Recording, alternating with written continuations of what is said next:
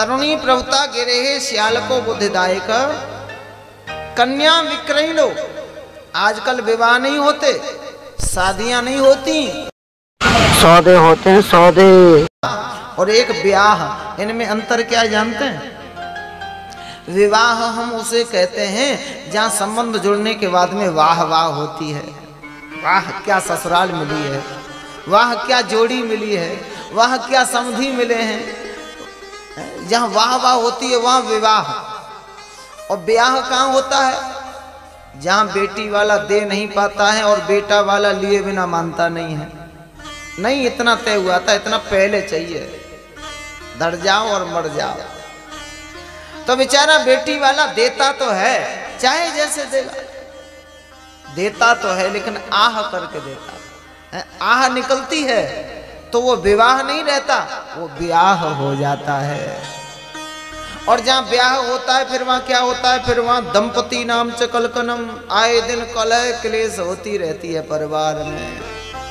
शादी के पहले वर्ष में श्रीमती जी श्रीमान जी बोलते हैं तो श्रीमती जी सुनती हैं। शादी के दूसरे वर्ष में श्रीमती जी बोलती हैं तो श्रीमान जी सुनते हैं। शादी के तीसरे वर्ष में फिर तो दोनों ही बोलते हैं भैया, फिर तो पड़ोसी सुनते हैं, कोई किसी की नहीं सुनता।